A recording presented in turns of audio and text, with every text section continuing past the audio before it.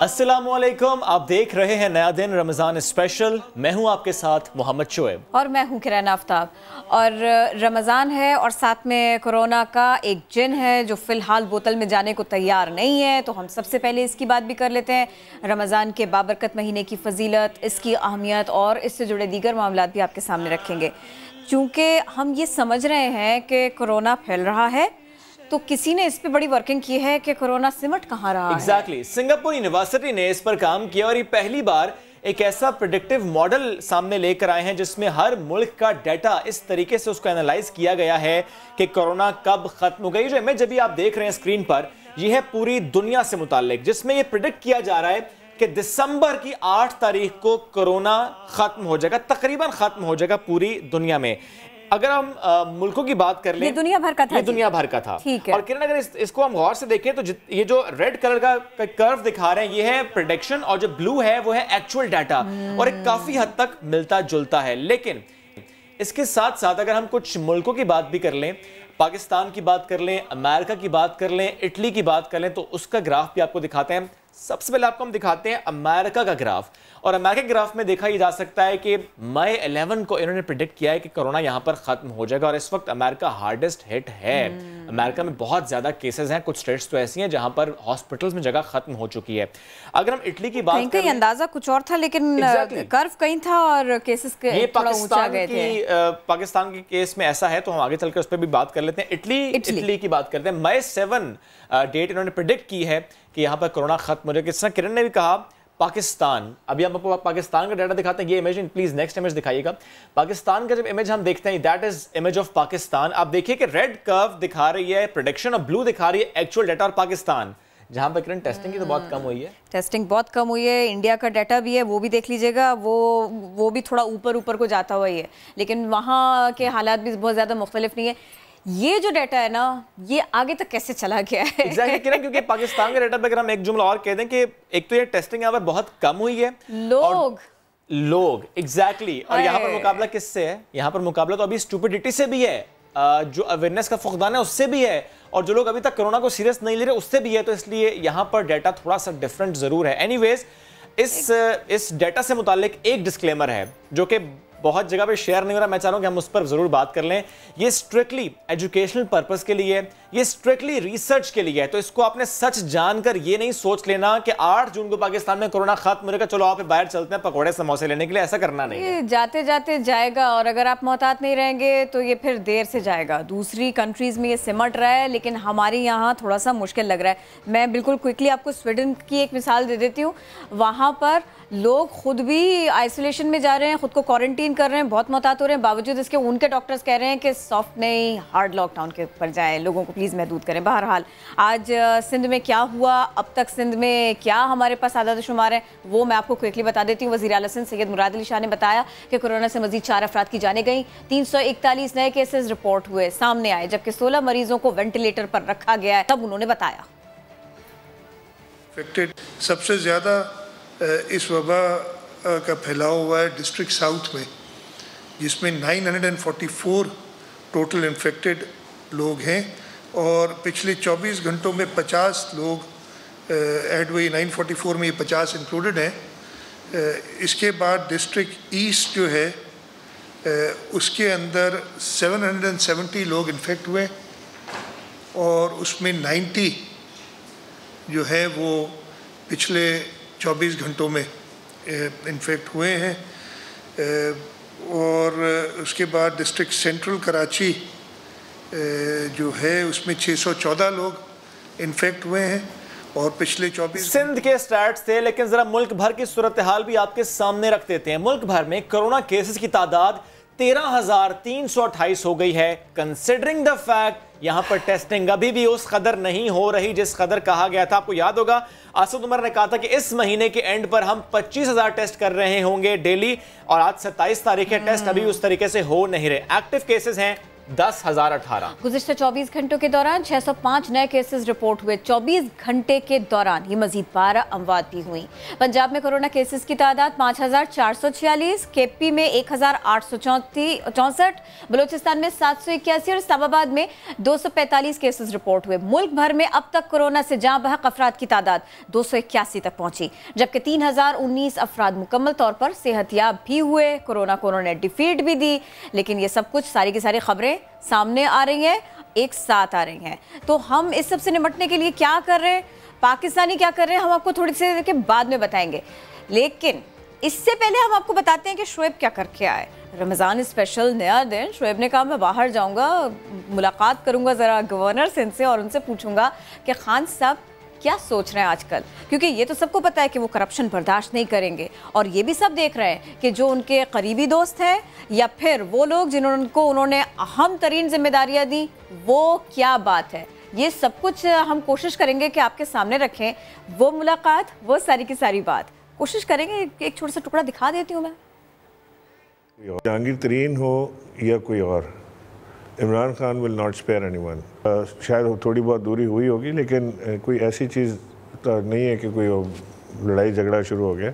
जहांगीर तरीन अपना केस लड़ेंगे। जहांगीर तरीन हो या कोई और, Imran Khan will not spare anyone. शायद थोड़ी बहुत दूरी हुई होगी, लेकिन कोई ऐसी चीज़ तो नहीं है कि कोई लड़ाई झगड़ा शुरू हो गया। जहांगीर तरीन अपना केस लड़ेंगे। जहांगीर तरीन हो, ये सारी की सारी गुफ्तगू, ये सारी की सारी बात, ये मुलाकात, थोड़ी सी देर का इंतजार है, फिर आपके सामने रखेंगे सारे का सारा मामला। लेकिन अभी हमने ज़रा टीज़र दिया है आपको, अंदर अंदर की बातें भाई, बहुत सारी बातें सामने आने वाली हैं। चलें, कराची में रमज़ान मुबारक के दौरान बाज़ारों की क्या सिचुएशन है। जो कहते हैं समाजी फासला इख्तियार किया जाए, क्या वाकई ऐसा हो भी रहा है? हिदायत को कहीं नज़रअंदाज तो नहीं किया जा रहा? दुरुस्त समझे आप, वाकई नज़रअंदाज किया जा रहा है हिदायत को। क्यों? क्योंकि सबको जल्दी है कि जो शॉपिंग करने आए वो चीज़ें लें और वापस घर को पहुंच जाएं, लेकिन कोरोना भूल जाते हैं कि डरने की बात तो वो थी। एग्जैक्टली। अवाम को कोई फिक्र नहीं, परेशानी है तो बस सौदा सल्फ लेने की। रमजान शुरू होते ही बाजारों में गहमा गहमी ऐसी बढ़ी कि पैदल चलने की जगह भी कम पड़ने लगी। कोरंगी के बाजार में समाजी दूरी का ख्याल, न मास्क पहनने की नौबत। लोग बीवी बच्चों के साथ भरे बाजार में बड़े आराम से घूमने लगे। आप घर पे सब पहुंचा दो, हम बैठे रहेंगे, ये होना चाहिए। आप पहुंचा दो घर पे सब।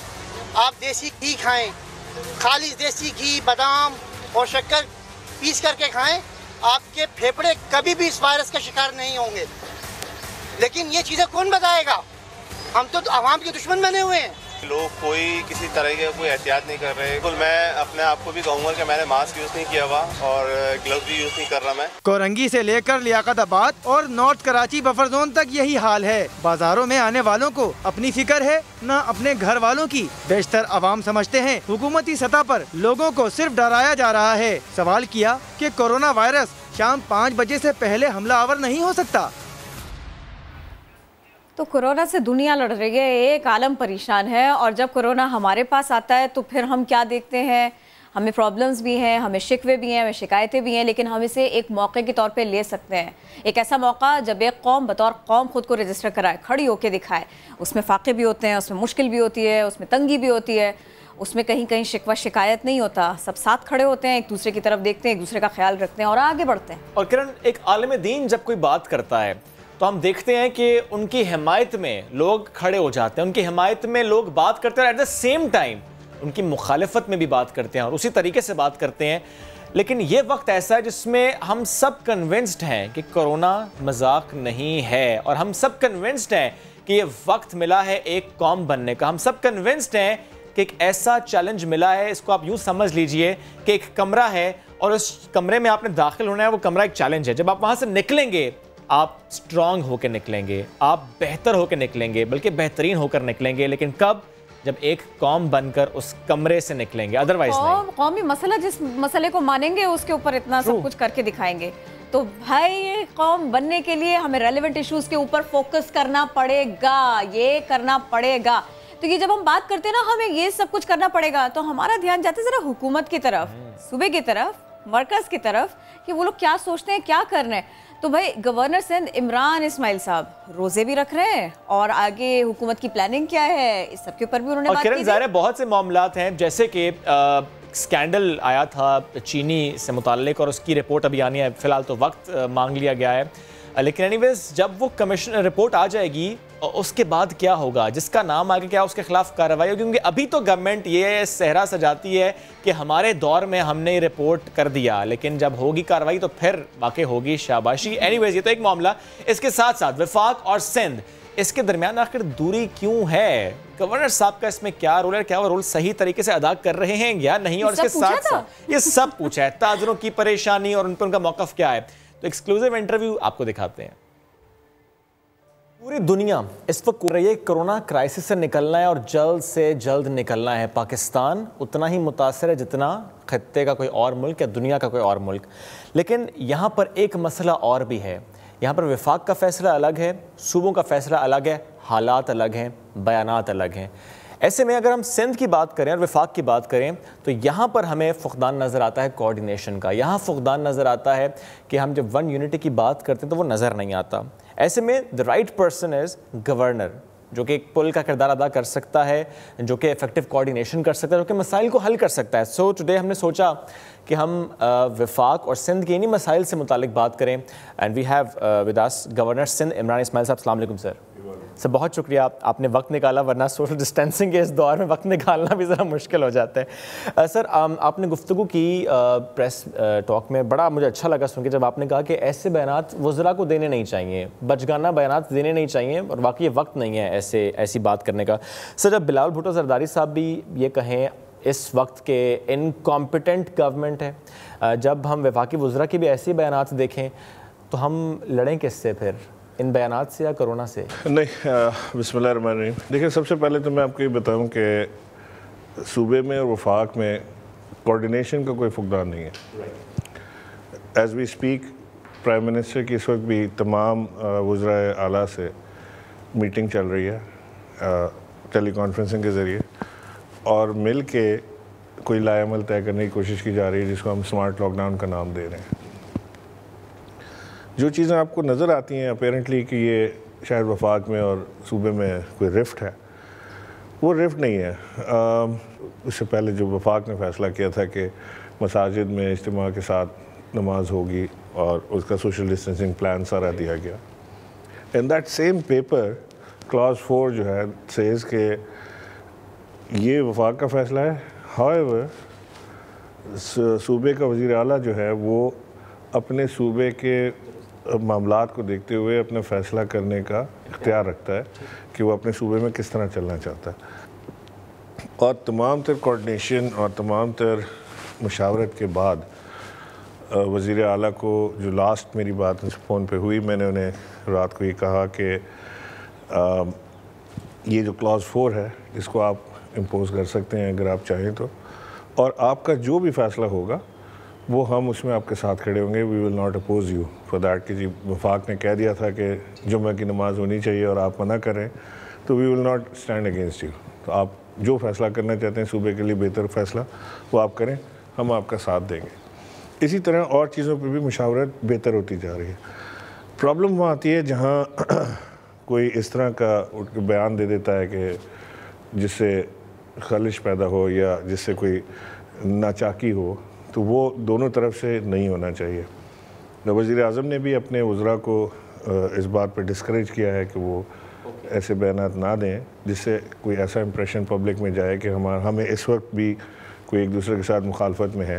सर तरावी का जो मामला है बड़ा सेंसिटिव सा ज़ाहिर है, मैं सवाल आपसे कर रहा हूँ, ये पूरे मुल्क में तरावी होगी, सिंध में नहीं होगी, तो सिंध वालों के बड़े तहफ़्फ़ुज़ात हैं इससे मुताल्लिक़। वो कहते हैं बाहर सोशल डिस्टेंसिंग इंश्योर हो नहीं रही, दुकान के बाहर रश लगा हुआ है, लेकिन सिर्फ मसाजिद की बात हो रही है, वो भी तरावी की बात हो रही है। नमाज की इजाज़त है पर तरावी की इजाज़त नहीं है। नहीं, देखिए अगेन जो जिस तरह नमाज की इजाज़त है उसी तरह तरावी की भी इजाज़त है। सर ये एक और मामला आई एम श्योर कि आपका फेवरेट सब्जेक्ट भी होगा, ताजिर बिरादरी से मुताल्लिक़ है। जिस तरह सिंध में कहा गया है कि मंडे टू थर्सडे 9 to 3 जो है वो अलाउ किया जा रहा है और ऑनलाइन अलाउ किया जा रहा है, आपको लगता है कि इससे मसाइल हल हो जाएंगे ताजिर बिरादरी के? देखिए मैं ये बड़े अरसे से इस बात को कह रहा हूँ, मुसलसल कहता आया हूँ कि पूरी दुनिया में कहीं पे भी ऑनलाइन शॉपिंग बंद नहीं हुई, नोवेयर, इवन अमेरिका में टुडे शॉपिंग। पाकिस्तान के डायनामिक्स तो मुख्तलिफ हैं। हमारे यहाँ पे अगर 2 लाख दुकानें हैं फॉर इंस्टेंस कराची में, 5% ऑनलाइन बिजनेस कर रहे हैं। I am coming there. पूरी दुनिया में बंद नहीं हुई। Now here is a website, तो वो एक फ्रिज बेच रही है, ठीक, आपकी भी फ्रिज की दुकान है, मेरी भी फ्रिज की दुकान है, इनकी भी दुकान है, उनकी भी दुकान है, बट हम सारे जो 4-6 लोग हैं दुकान वाले, हम में से कोई भी ऑनलाइन नहीं है। तो आखिर इसने जिसको ऑर्डर मिला है इसने किसी से तो ख़रीदना है, शायद आपसे ख़रीद ले, शायद उनसे ख़रीद ले, शायद मुझसे ख़रीद ले, कहीं से तो ख़रीदेगा। तो वो उस तरह से ये कोई ना कोई पॉजिटिव इफ़ेक्ट बिज़नेस पे आएगा ज़रूर। जो टोटल बंदिश है ना, और ख़ास तौर से जो छोटे दुकानदार हैं, जो जिनके पास बहुत ज़्यादा पैसा नहीं है बैंक्स में जिसको वो संभाल सकें, महीने के बाद वो फारिग हो जाते हैं बेचारे के, हमारे पास तो नहीं है, या उनके एम्प्लॉइज़ फारिग हो जाते हैं, तो वो थोड़ा थोड़ा कुछ ना कुछ बिज़नेस चलेगा, चीज़ें बेहतर हो जाएंगी। सर, राशन की तकसीम से मुताल्लिक भी सिंध पर बहुत सवाल उठाए गए हैं वफाक की तरफ से भी, even in supreme court as well, कि जो राशन की तकसीम हुआ है इसका मैकेनिज़्म बताया जाए कि राशन किस तरीके से तकसीम हुआ है, कहाँ पर किस तरीके से पहुँचाया गया। सिर्फ सिंध से सवाल क्यों होता है सर? क्या पंजाब में, KP में, बलूचिस्तान में जितना दिहाड़ीदार तबका मुतासर हुआ है, वहाँ पर मसला नहीं है, वहाँ राशन पहुँच? ये कोर्ट की ऑब्जर्वेशन है, और चाहे वो वफाक पे हो या सिंध पे हो, इनको अपना हिसाब किताब वहाँ कोर्ट में जमा कराना पड़ेगा, कराना चाहिए। और ये जो काम होते हैं ना, चाहे राशन बांटने के हो, या ये जो प्राइम मिनिस्टर ने 12,000 रुपये लोगों को देने शुरू किए, ये नज़र आते हैं, and people talk about it. जहाँ आपको ये काम होता हुआ नज़र ना आए ना, तो वहाँ सवाल उठते हैं, और वहाँ सवाल उठते। सर, इसी पे एक सवाल करना चाह रहा हूँ आपसे। मे बी आपने वो ख़बर देखी भी हो, औरंगी टाउन से मुताल्लिक वो ख़बर थी कि वहाँ पर ऐसे कई ख़ानदान हैं जो कहते हैं कि हमारे पास डॉक्यूमेंट्स तो हैं, बर्मी हैं या बिहारी हैं, वो ये कहते हैं कि डॉक्यूमेंट्स हैं बट हमारा ID कार्ड नहीं बनता, और क्योंकि हमारा ID कार्ड नहीं बनता इसलिए बच्चों का बेफॉर्म नहीं बनता, बच्चों का बेफॉर्म नहीं बनता, वो स्कूल नहीं जा सकते, स्कूल नहीं जाते तो वो फिर माशरे में किस तरफ चले जाते हैं, आपको भी इसका इदराक है। ये एक इशू सिर्फ औरंगी टाउन का नहीं है, ज़ाहिर है ये मुल्क में और भी बहुत से इस तरह तारकीन वतन है का इशू है। इसको एड्रेस करने के लिए आप एक रोल प्ले कर सकते हैं कि नादरा के साथ मिलकर ये इशू एड्रेस हो जाए? देखिए, this is a very sad story. बड़े अरसे से ये काम चल रहा है, और हकीकतन ये उन बच्चों का कसूर नहीं है, क्योंकि they are left with no option. अगर वो कॉलेज यूनिवर्सिटी नहीं जा सकते और वो एजुकेशन नहीं ले सकते, तो उनके पास एक ही ऑप्शन खुलता है, उनके पास डेंटर पेंटर बन जाए, जो कि डिग्री जिसके लिए दरकार नहीं है, या फिर अगर उसका दिल ये काम करने को नहीं करता है तो दूसरा रास्ता उसके पास मौजूद है। सर, ये इशू जिस तरह आप भी कह रहे हैं बहुत सीरियस है, इतने साल हो गए, हम इसको हल करने की तरफ क्यों नहीं बढ़े?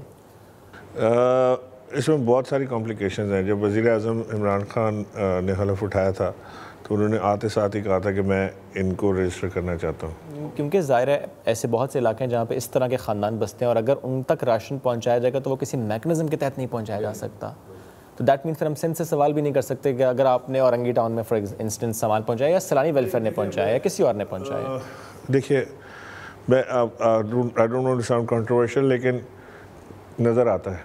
आपकी ज़ाती राय में, क्योंकि ज़ाहिर आप ऑब्ज़र्व कर रहे होंगे जो सिचुएशन इस वक्त कराची की और सिंध की है, जो केसेस बताए गए हैं आपके ख्याल में केसेस उतने ही हैं, और अगर नहीं तो आपका ख्याल क्या, एंटिसिपेट क्या करते हैं, कितने केसेस हैं?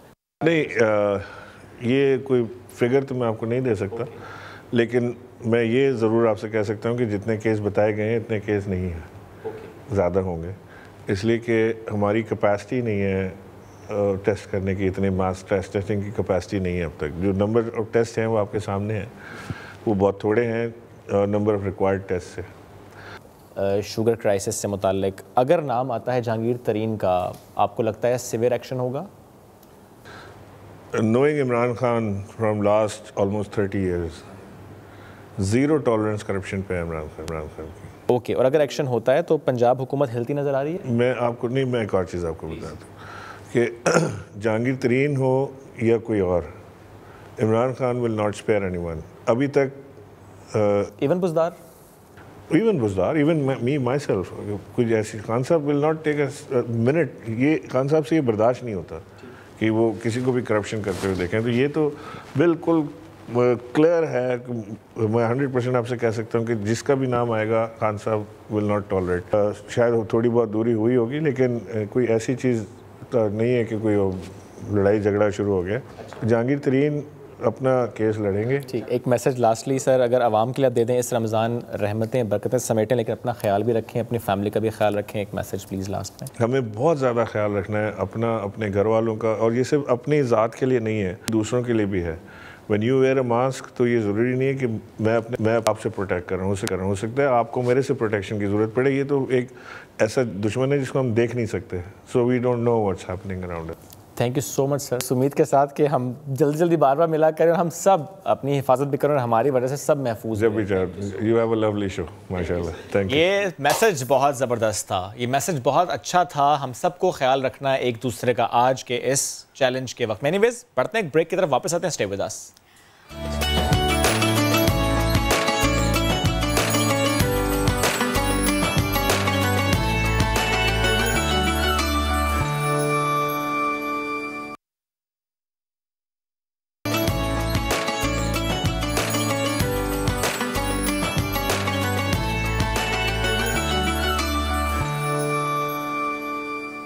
Welcome back after the break. और ब्रेक पर जाने से पहले जिस तरह हमने इंटरव्यू आपके सामने रखा गवर्नर सिंध इमरान इस्माइल साहब को, और उनसे क्योंकि हमने सवाल किया था ऑनलाइन कारोबार से मुताल्लिक, कारोबार का पहिया चलता रहे, और जिस तरह वो कह रहे थे कि अगर किसी ने एक रेफ्रिजरेटर बुक कराया और जिससे बुक कराया वो कहीं से तो लेगा, वो किसी से तो लेगा, कारोबार चलता रहेगा। लेकिन कराची में या for that matter in Pakistan online कारोबार जिसका चल रहा है वो पहले से चल रहा है।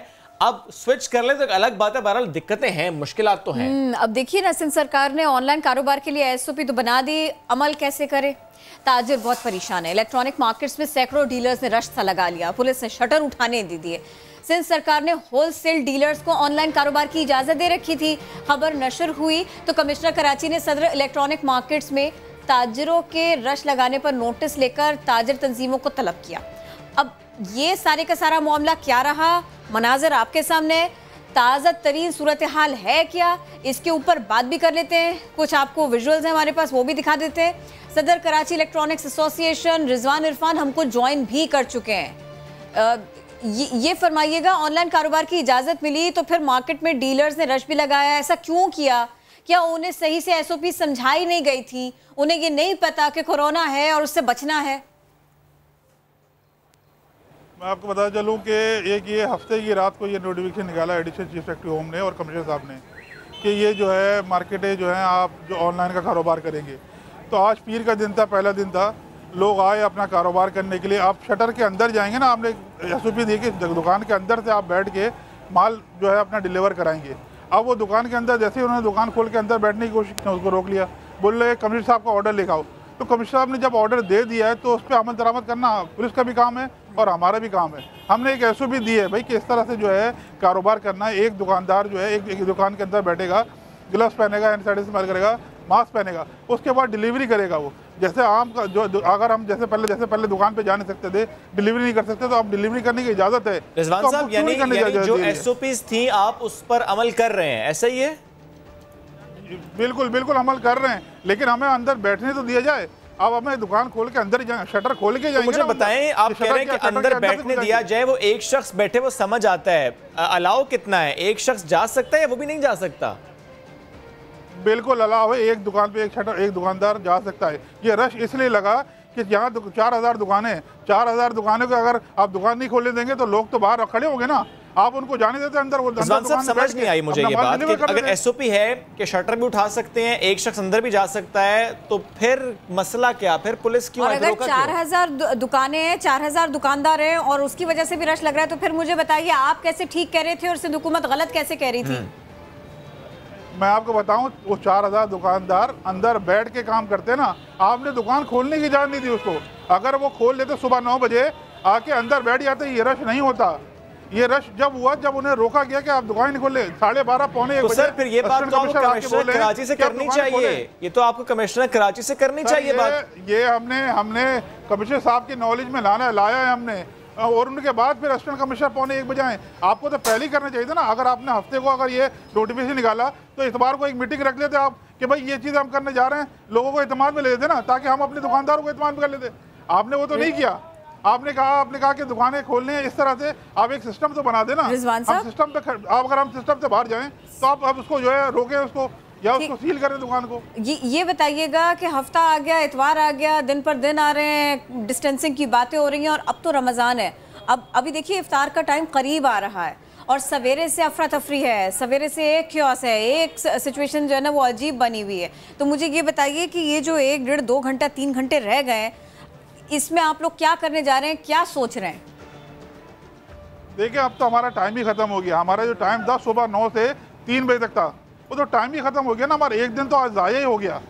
अब आगे के लिए हमने जो है प्लान बना लिया है, आगे इस तरह से हमें चलना होगा और सिविल एडमिनिस्ट्रेशन को और पुलिस को भी हमारे साथ तामुन करना होगा। हम साथ मिल के जो है मसला हल कर सकते हैं। अगर हमें जो है, अगर आप साथ बैठ के जो मसला हल नहीं करेंगे तो मसाइल बढ़ेंगे। अच्छा रिजवान साहब, ये फरमाइएगा 4000 दुकानदार हैं और मेरा नहीं ख्याल कि उसमें से कोई 5-10% भी, शायद मैं ज़्यादा कह रहा हूँ, जो ऑनलाइन कारोबार से मुंसलिक होंगे। तो आप लोग ऑनलाइन पे स्विच हो गए हैं क्या तमाम के तमाम?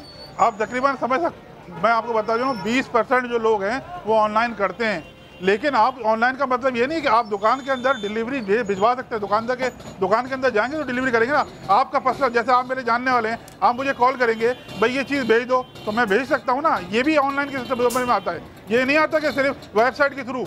आपके ज़्यादातर जो है यहाँ PR का कस्टमर होता है जो कॉल करता है, आप कॉल करके हम उसको भिजवा सकते हैं। आप ये तो नहीं करेंगे, आप तो पहले दुकान खोल नहीं सकते थे ना अंदर बैठ सकते थे, ना माल भेज सकते थे। तो ये तो कम से कम है ना, लोग कर सकते हैं। और ये तमाम अफराद के लिए, ये इलेक्ट्रॉनिक्स के लिए नहीं, ये तमाम तबके के लोग जो है अपना माल रिटेल भी कर सकते हैं, भेज सकते हैं, वो डिलीवरी कर सकते हैं वो लोग। ये क्लियर कर दीजिएगा कि कमिश्नर कराची के साथ जो अब मुलाकात है वो कब है? क्या इफ्तार के आसपास है?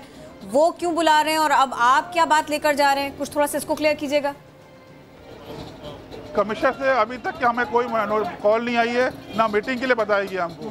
अगर हमारे साथ मीटिंग होगी तो हम बैठ के अपने तवज्जुहात बताएंगे भाई कि इस तरह जो है आप जब भाई अपने एक SOP बना लिए, उस पर अमल दरामद करना हमारा काम है ना। ये आप तक कम्युनिकेट नहीं हुआ, आसानी करें। क्योंकि देखिए सुना तो हमने ये भी था, थोड़ी खबर ये भी है कि कमिश्नर ने इसका नोटिस लिया, उन्होंने बुलाया भी है, उन्होंने कहा भी है कि वो बैठेंगे आपके साथ में। नहीं बैठे हैं आप, बिल्कुल बैठे हैं। हम तो बैठ के मसला हल करना चाहते हैं ना। आप जो इतने जो लोग आपने रश, आप कमिश्नर साहब आए, मार्केट विजिट किया, उन्हें रश देखा। रश इसीलिए था कि लोग दुकान के अंदर नहीं बैठ पा रहे थे, आपने बंद किया था। ठीक है रिजवान साहब, लेकिन क्या आपने खुद कमिश्नर साहब से राब्ता किया है, इस मसले को उठाया है कि शटर आपको नहीं हटाने दिया गया, ऊपर नहीं करने दिया गया? बिल्कुल, मेरे असिस्टेंट कमिश्नर साहब आ गए थे, वो उनके नुमाइंदे हैं, उनको मैंने क्या था? दोबारा शुरू खोली, फिर ये हुआ कि दुकानें खुली, लेकिन टाइम खत्म हो गया था। यानी मसला हल हो गया है, आज का दिन जाया हुआ लेकिन मसला हल हो गया है। हाँ बिल्कुल मसला हल हुआ है। दुकान जो खुल के बस उन्होंने फिर 1 घंटा काम किया, 1 से 2 घंटे दुकानदार ने काम से सिचुएशन ठीक रहेगी, अब मसाइल नहीं आएंगे। बिल्कुल कल से बेहतर हो जाएगी। ये तमाम लोगों का सिलसिला होना चाहिए, पूरे कराची एडमिनिस्ट्रेशन का, कि ताजिरों को बुला के इस मसले को हल कर लें ताकि लोग कारोबार पे लग जाएं। ठीक है, लेकिन हम ये भी उम्मीद रखते हैं रिजवान साहब के जो इजाज़त आपको मिली है और जिस तरह आप अभी तक पाबंदी उसकी कर रहे हैं, ये बड़ी अच्छी बात है और आगे चलकर भी करें। वो चाहे सोशल डिस्टेंसिंग हो, वो चाहे अपनी हिफाजत करें, जैसे कि ग्लव्स, सैनिटाइज़र और जो भी आप एहतियाती तदाबीर इख्तियार कर सकते हैं, क्योंकि आप एग्जैक्टली सब कुछ, क्योंकि आपकी भी ज़ाहिर सेहत अजीज़ है और हर शहरी की सेहत उतनी ही अजीज़ है, क्योंकि हमने कोरोना का फैलाव रोकना है, स्लो डाउन करना है। बहुत शुक्रिया साथ मौजूद थे आप, इस उम्मीद के साथ कि चीज़ें अब वाकई बेहतर रहेंगी। इंशाल्लाह उम्मीद की जा सकती है, दुआ की जा सकती है। मैं ज़रा क्विकली आगे बढ़ूंगी क्योंकि कुछ मामला ऐसे हैं कि जिनका सवाल सिंध हुकूमत से बनता है। ख़ास तौर पर अगर हम बात करें कि मसाजिद में तरावी के इज्तिमात मुख्तलिफ सूबों में ऐसा हो रहा है, हमारे यहाँ ऐसा क्यों नहीं, क्या कबाहत है? सूबाई वज़ीर सईद गनी से जब प्रोग्राम नया दिन में ये सवाल पूछा गया था तो उन्होंने कहा था कि मसाजिद से मुतालिक मामलात अलग होते हैं।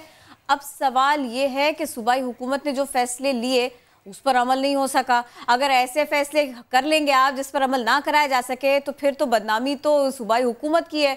क्यों ना मुल्क के दीगर हिस्सों की तरह से कुछ SOPs आप भी बना लें, उसी के तहत तरावी के इज्तिमात हो जाए, ये इजाजत मिल जाए, कुछ इस तरह का होना चाहिए। क्या कहना चाह रहे हैं? एक जुमले की इजाजत दे दें, ये सिंध हुकूमत ने ऐसा ही मामला किया है कि वो जुमला याद आ गया, जब पाल नहीं सकते तो पैदा क्यों करते हो, ऐसे फैसले लेते क्यों हो? ऐसे फैसले लेते क्यों हो, ऐसी पाबंदियां लगाते क्यों हो जब उस पर अमल दरामद करा नहीं सकते? क्योंकि फिर यही एक आम फहम सवाल है। आप मुझसे पूछ रहे हैं, ये आप नासिर हुसैन शाह साहब से चलो ठीक है, नासिर हुसैन शाह साहब ने ज्वाइन कर लिया, उन्हीं से पूछ लेते हैं। सर बहुत शुक्रिया आपके वक्त का।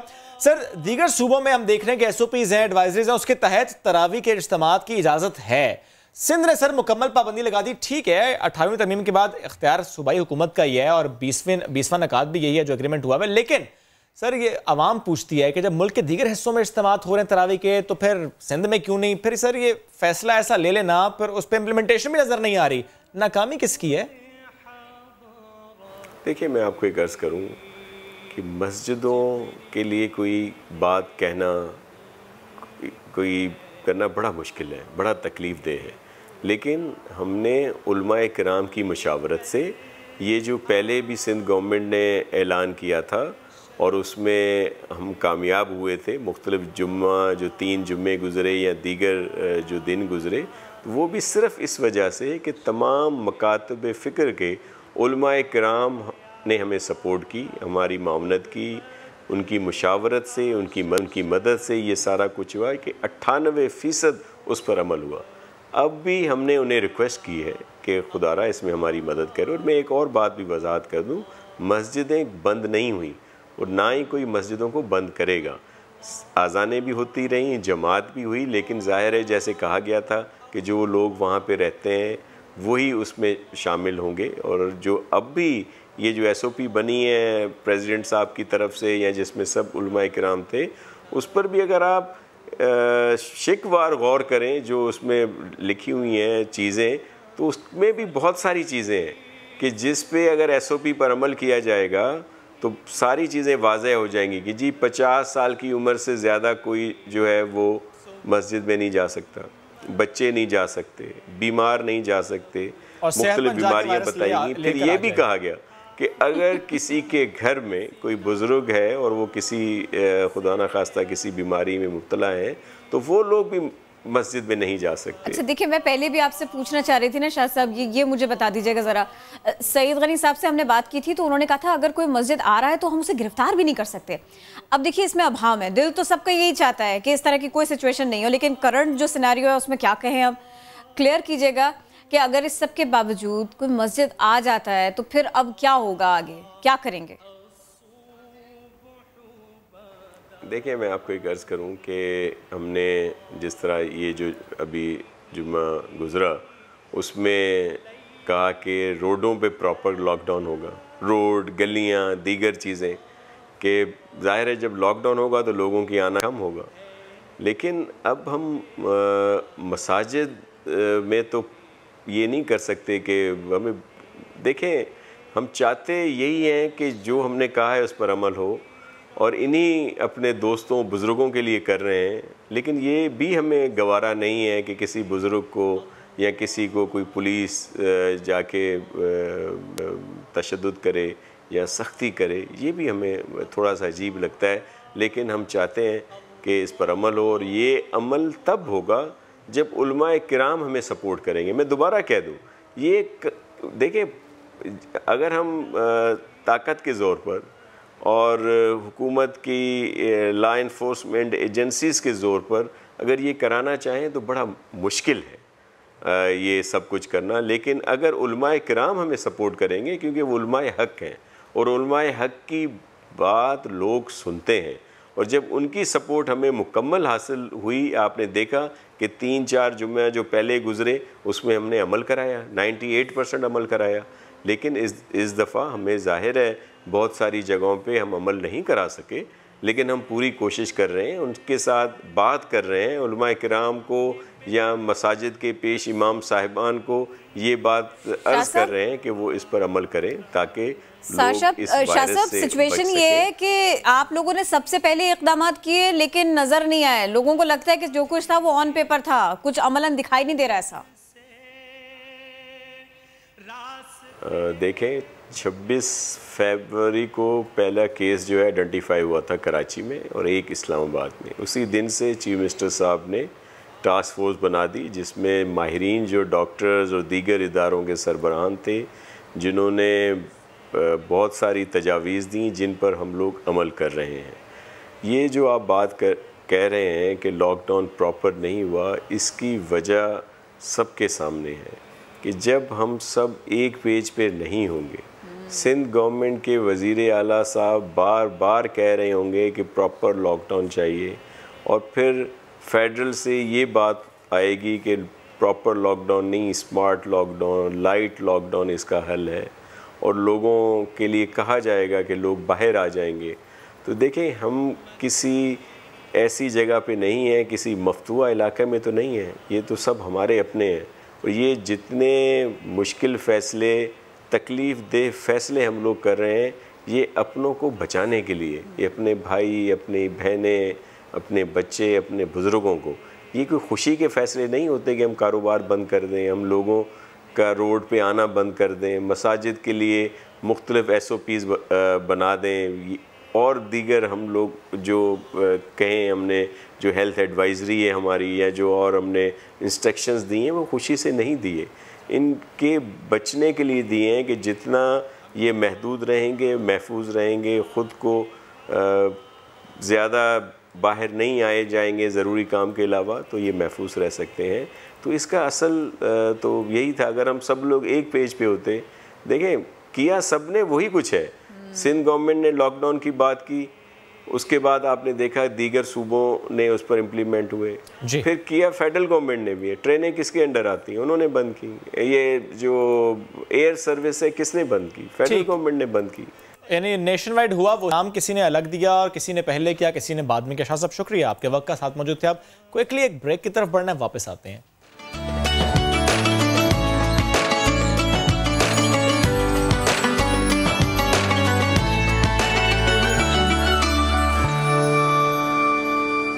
नया दिन रमज़ान स्पेशल में एक बार फिर खुश आमदीद। प्रोग्राम के इस हिस्से में जिस तरह हम रोज़ाना रहनुमाई हासिल करते हैं उलमाए दीन से, हम ऐसे टॉपिक्स आपके सामने लेकर आते हैं जो हम सीख सकेंगे इस चैलेंज में हमने किस तरह रास्ता तलाश करना है। लेकिन उससे भी पहले आगाज़ किससे करेंगे? आकाए दो जहां की बात करेंगे। शाह मदीना तैयबा के वाली, सारे नबी तेरे दर के सवाली, मीठा मीठा है मेरे मोहम्मद का नाम। ये वो खूबसूरत कलाम है जो पढ़ा जिन्होंने, का नाम है अब्दुल रऊफ़ रूफ़ी साहब। और आज हमारे मेहमान हैं, हमारी खुशकिस्मती है कि उन्होंने वक्त निकाला हमारे लिए। तमगा इम्तियाज़ से भी आपको नवाजा गया, बहुत शुक्रिया रूफ़ी साहब आपके वक्त का, कि आपने नया दिन के लिए वक्त निकाला। कैसे आप, रमज़ान कैसा जा रहा है? अस्सलाम वालेकुम व रहमतुल्लाहि व बरकातहू। आपका बहुत शुक्रिया, आपने इस फ़कीर को याद रखा है। आपके बुलाने से मेरा टाइम ये अम्र हो रहा है। आप ना बुलाते तो मैं यहीं कहीं सोया पड़ा होता। आपकी मेहरबानी। बाकी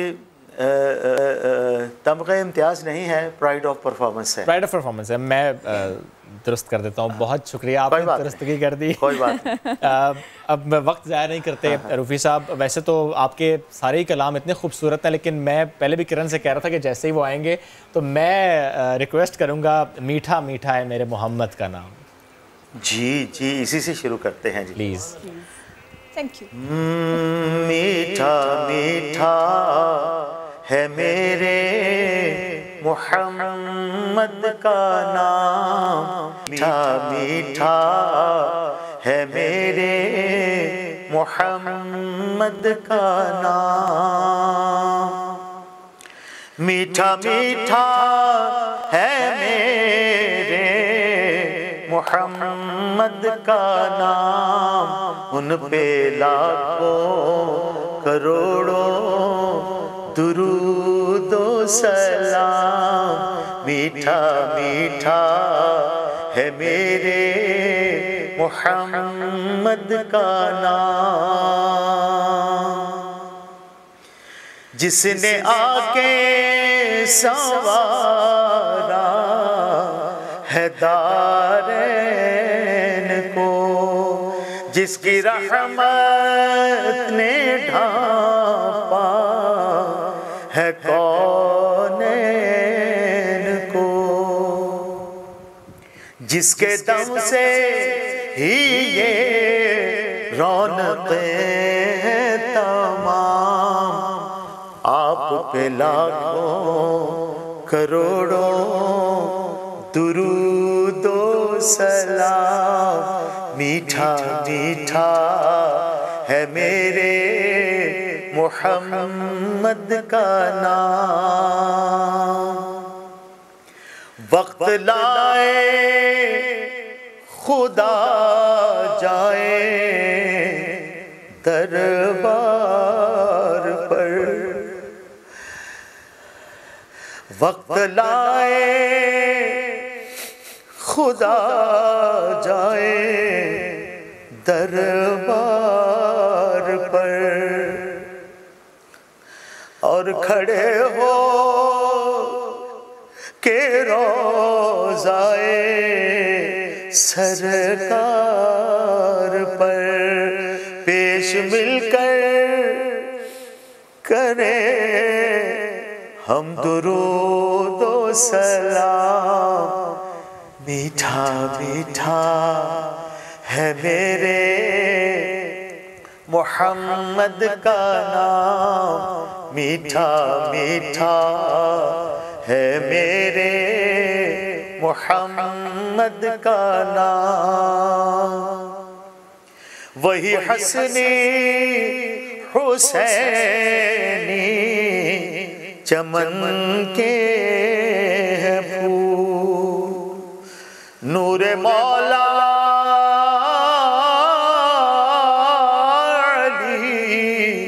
जान ज़हरा बतूल, जिनके नाना रसूले खुदा से मकाम, आप पे लाखों करोड़ों दुरूदो सलाम। जी मीठा मीठा है मेरे मोहम्मद का नाम। सुभान अल्लाह, माशाअल्लाह माशाअल्लाह, जज़ाकल्लाह जज़ाकल्लाह। हमारे साथ ही रहिएगा। एक सवाल कर सकती हूँ मैं? सर रूफी साहब ये फरमाइएगा, ये हम ना बड़े मुश्किल हालात में हैं, आम दिनों से बहुत अलग। हम सारा साल इन दिनों का इंतज़ार करते हैं, इस महीने का इंतज़ार करते हैं, इसकी बरकतों का इंतज़ार करते हैं, लेकिन इस बार हमको बड़े अलग तरह से बहुत कुछ जो है ना स्टेप्स लेने पड़ रहे हैं। ऐसा नहीं है? मेरा तो ये बहुत ही, सुनिए, मेरा तो बहुत अच्छा रमज़ान गुजर रहा है माशाअल्लाह। मैं भी यही पूछना चाहती थी। मैं आपको बताता हूँ जब हुजूर सल्लल्लाहु अलैहि वसल्लम की ज़ाहिरी हयात मुबारका में कितनी को पॉपुलेशन थी? कुछ भी पॉपुलेशन नहीं थी। ये जहाँ पर हरम शरीफ है ये टोटल मक्का था। सही। मगर इसके बावजूद हुजूर सल्लल्लाहु अलैहि वसल्लम आइसोलेशन में जाते थे गारे हिरा में। इबादत का तन्हाई से बहुत ताल्लुक़ है, बहुत ताल्लुक़ है। हम सब आइसोलेशन में हैं। मैं इस रमज़ान को मैक्सिमम एंजॉय कर रहा हूँ। फिर इन दिनों में अल्लाह ने और हम पे करम कर दिया। अगर ये आइसोलेशन ना होती हम पता नहीं कितनी फजूल खर्ची कर रहे होते। अल्लाह ने हमें फजूल खर्ची से बचा लिया, और फजूल खर्ची से बचा के फरमाया कि जो तुम्हारी इस घर की काम की ज़रूरत की चीज़ें बस वही खरीदो। क्या बात। ये तो ऐन इस्लाम के मुताबिक हम चल रहे हैं। क्या बात। अल्हम्दुलिल्लाह अल्हम्दुलिल्लाह। और फिर हुजूर सल्लल्लाहु अलैहि वसल्लम की हदीस मुबारक के मुताबिक कि भी जहाँ वबा हो वहाँ लोग ना जाएं, और जहाँ वबा हो वहाँ से लोग बाहर ना जाएं। वही हम कर रहे हैं। एक हदीस को जिंदा करें 100 शहीदों के बराबर सवाब मिलता है। क्या बात है। जज़ाकल्लाह जज़ाकल्लाह। हुजूर सल्लल्लाहु अलैहि वसल्लम ने सिवाय फ़र्ज नमाजों के बाकी तमाम रकातें जो हैं वो घर पे पड़ी हैं, सुन्नतें घर पे पड़ी हैं, नवाफिल घर पे पड़े हैं। फिर कैसे ये तो ऐन इस्लामिक मज़ा आ रहा है ज़िंदगी का। मज़ा आ रहा है। अच्छा, ये तो बड़ा आपने बिल्कुल सिंपल कर दिया, बड़ा आसान करके बता दिया, दिखा भी रहे हैं आप ऐसा। प्लीज़ हमारे साथ ही रहिएगा, क्योंकि आगे बहुत सारे सवाल ऐसे हैं जो मुझे आपसे करने पड़ेंगे। प्लीज़ हमारे साथ ही रहिएगा।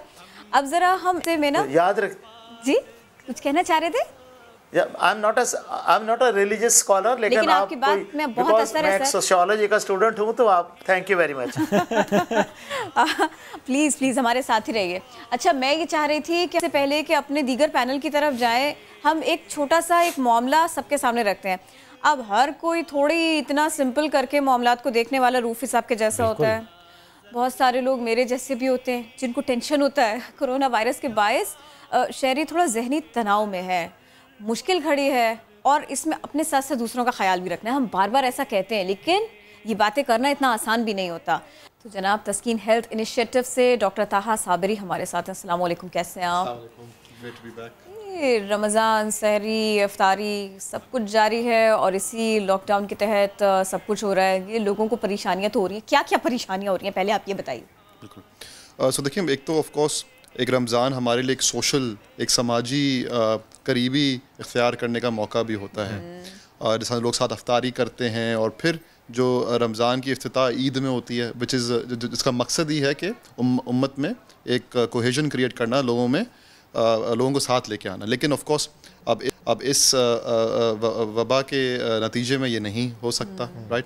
अब हमें ऑफ कोर्स एक जिस्मानी फासला रखना पड़ेगा, और उसकी वजह से ऑफ कोर्स लोगों पे थोड़ा से इस तरह के असर पड़ रहे हैं। तो ऑलरेडी एक तो देखें, वैसे भी टेंशनें बहुत थी, जिस तरह आप लोगों ने हम डिस्कस करते आए हैं, लेकिन और रमज़ान दूसरे रोजे को तो हमने लोगों को बाकायदा क्रेविंग भी उनकी देखी कि नहीं वही वाला स्टफ चाहिए जो मार्केट में मिल रहा था, भले पिछले रोजे में सब घर का खाया था। और अटैचमेंट भी होती है ना एक तरह से, एक साइकोलॉजिकल।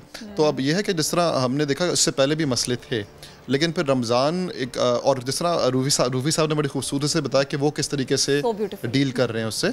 लेकिन ज़्यादातर लोग उनमें इतना तहम्मुल वगैरह नहीं है, तो उसकी वजह से क्या हो रहा है कि अब इनफैक्ट हमें रिपोर्ट कि एक तो ये भी आ रहा है कि जब रोज़ा बंदा रखता भी है तो उससे फिर क्या होता है कि एक वो सब्र सिखाता है, लेकिन सब्र सिखाता है, उससे पहले बहुत सारी चीज़ें होती हैं, फिर आपको सीखना कभी आसान नहीं, सीखना आसान भी नहीं होता। और दूसरा सॉरी बात अभी कटी, हम ज़रा इशू ऑलमोस्ट अब सब जान चुके हैं कि ये कितना इशू सिवियर है, और हम अगर फौरन चले जाएं सोल्यूशन की तरफ कि शॉर्ट टर्म मेजर्स हम क्या लें इंडिविजुअल लेवल पर, एक वालिदा क्या ले, एक वालिद क्या ले, दादा दादी, नाना नानी से पास तो जाने का मौका भी आजकल बच्चों को नहीं मिल रहा, और एग्जैक्टली और बच्चे वो भी क्या करें, थोड़ा सा बताएं हर लेवल पर कि छोटा सा स्टेप आपने रमज़ान में लेना है और इससे जिस स्ट्रेस की तरफ आप जा रहे थे उससे आप वापस बेहतरी की तरफ आ जाएंगे। देखिए, हमारी नज़र में रमज़ान तो एक बेहतरीन मौका है, राइट। क्योंकि अब इस तरह है कि एक तो रमज़ान का मकसद सिर्फ सबको पता है इबादत वगैरह तो अपनी जगह वो बहुत अहम है, लेकिन साथ साथ के अपनी क्वालिटीज़ को बेहतर करना, एक बेहतर इंसान बनना, राइट। अच्छा, और इसमें अब ये है कि अब इस वबा में जिस तरह बोला कि हमें ज़्यादा मौका मिला है कि अगर हम घर में हैं, सो एक तो इबादत में वक्त आप बहुत ज़बरदस्त मौका है इबादत। और एक सॉरी की बात करते हैं, कितना अच्छा मौका है कि आज हम मैक्सिमम कोशिशें कर रहे हैं कि घर के अंदर इबादत करें, घर के अंदर एक हिस्सा बना लें मस्जिद का, और वहीं पर जब हम खुद इबादत करेंगे, क्योंकि बच्चों को बाहर ले जा नहीं सकते, तो बच्चे भी सीखेंगे उस वक्त में। और सबसे बड़ा मसला है कि मसला जो होता है चिड़चिड़ापन होने शुरू हो जाता है तकरीबन, मतलब 4-5 बजे जब आपकी बॉडी में ग्लूकोज वगैरह भी कम होता है, तो फिर चिड़चिड़ापन और फिर क्या कहते हैं थोड़ा सा गुस्सा आना शुरू हो जाता है। अब उसको और उससे फिर थोड़े मसले होते हैं, आप सड़क पे भी देखते हैं जब लोगों को भगा के जा रहे होते हैं, तो उसको ओवरकम करने के लिए आई थिंक थोड़ा अच्छा है कि थोड़ा सा अकेला वक्त गुजारें, और वही कुरान पढ़ने में गुजारें, या फिर कोई इबादत करने में गुजारें, या फिर कोई किसी मशगले में गुजारें, अगर आपको चिड़चिड़ापन हो रहा है, गुस्सा वगैरह आ रहा है। जब हम लोग बैठे थे ना, और हम लॉकडाउन की और कोरोना की बात कर रहे थे और जहनी उलझनों की बात कर रहे थे, तब हम एक नतीजे पर पहुंचे थे कि लाइफ को रूटीन में लाना बहुत जरूरी है। और अब जब के रमजान आ गए तो मेरे ख्याल में ये तो रिजॉल्व हो गया, रूटीन आ चुकी है, रूटीन आ गई, लेकिन काफ़ी लोगों की रूटीन थोड़ी उलट पलट भी हो जाती है रमज़ान में, क्योंकि फॉर एग्जांपल अगर आपको सुबह उठना पड़ रहा है, क्योंकि रूटीन तो हमारी सेट होती है, तो उसमें आपको ना फिर एक नई रूटीन बनानी होती है रमज़ान के मुताबिक। ये सोल्यूशन है, और ये बहुत ज़रूरी है, बहुत ज़रूरी है। इसमें आपको ये बहुत ज़रूरी है कि आप नींद बहुत अहम है इसमें, सही कि आप अब तरावियाँ वगैरह थोड़ा मुश्किल होगा जाना, तो लोग फ़ायदा उठाएंगे, थोड़ा जल्दी सोएं ताकि सहरी पे उठें, और ताकि या फिर अगर रात की जो नींद है वो रात की नींद ही रहे, वरना फिर सहरी तक जागे और सहरी के बाद सोएं, क्योंकि ज़्यादातर लोगों की रूटीन ये हो जाती है फिर कि सहरी तक जागते हैं फिर। लेकिन इस बार ना अल्लाह ने ऐसा रीसेट का बटन दबाया कि आप टाइम पे ही सोएंगे और टाइम पे ही उठेंगे, और कोई ऑप्शन नहीं है। अच्छा, मुझे ये बताता आपकी ऑब्जर्वेशन क्या है, फैमिली मेंबर्स में सबसे ज़्यादा इस वक्त जिम्मेदारी किसकी है चीज़ों को बेहतर करने के लिए, इनिशिएटिव लेने के लिए? अदरवाइज तो घर ना ऑटोमेटिक सिस्टम पे चल रहे थे। टेंशन में सबसे ज्यादा कौन आ रहा है? वो मतलब नहीं, वो एक वो रूटीन है ना कि वालिद जा रहे हैं, अगर वालिदा वर्किंग है वो जा रही है, बच्चे स्कूल, और वो सारी रूटीन चेंज हो गई है। बुनियादी जिम्मेदारी इस वक्त किस पर आयद हो रही है चीज़ें बेहतर करने के लिए? देखिए, आई थिंक जिम्मेदारी तो सबकी है, लेकिन ऑफ कोर्स जो बड़े हैं उनकी है, और स्पेशली जो इन लोगों की है जो मतलब कि यूथ हैं या फिर अडल्ट्स हैं। तो लेट्स से कि जो हमारे घरों में जो वनरेबल लोग हैं वो हैं बच्चे, वो हैं बुजुर्ग, सही। उनके अलावा सबकी रिस्पॉन्सिबिलिटी है कि जो ऑफ कोर्स साउंड एक फ़ैसला कर सकते हैं, तो उनकी और स्पेशली इस पे ना एक वालिद की बहुत बड़ी जिम्मेदारी और बड़े बच्चों की कि माओं पे बहुत ज़्यादा इसका बर्डन आ सकता है, क्योंकि जिस तरह अब तो सहरी बनानी पड़ी, अफ्तारी बनानी पड़ी, यानी वालिद को बच्चों को ज़्यादा टाइम देना है, वालिद को किचन को भी टाइम देना है, ताकि इक्वल रेस्ट बैलेंस चले, ताकि इक्वल टाइम उस खातून को भी मिले जो कि इस वक्त सुबह सहरी में हमसे पहले उठती है। और कुकिंग से भी बड़ा सुकून मिलता है, सुकून मिलता है, कुकिंग से सुकून मिलता है। यहाँ पर घर वाले फौरन सारे मर्द हज़रात जो है ना आज किचन में टाइम से पहुंच चुके था। आपने तो एक जुमले में ना हल कर दिया खातून का मसला, कर दिया आपने। और मर्दों के लिए ना शेफ बनने का मौका भी है ना, आप ट्राई करें, कुछ नया नया ट्राई करें, हमसे शेयर भी करें। आप लोगों को फिक्र ना करें, एक दिन डिग्री दे देना, आखिरी दिन दे देना, लेकिन दे देना। एनीवेज फिलहाल ब्रेक की तरफ बढ़ना है, ब्रेक की तरफ जाएंगे, लेकिन जब हम वापस आएंगे तो हम बताएंगे आपको कि हमारा आज का मौजू क्या है और हमारे मेहमान क्या है। हमारा मौजू है आज मजहब, लाकानूनियत और तरबियत। नौजवान इसके बगैर क्या है? शायद कुछ भी नहीं। ब्रेक के बाद होगा इसका तफसील के साथ तज़किरा।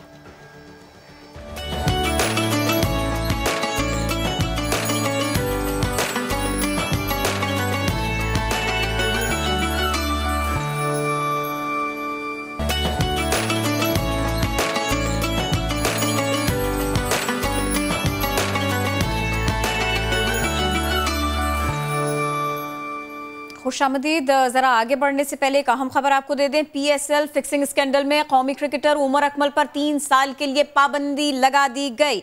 आपको मैं याद दिला देती हूँ जनाब, उमर अकमल को PSL सीजन 5 के आगाज से पहले मुअत्तल किया गया था, उनसे सवाल भी किए गए थे, उनका डाटा भी लिया गया था, बहुत सारी बात हुई थी उनके साथ में।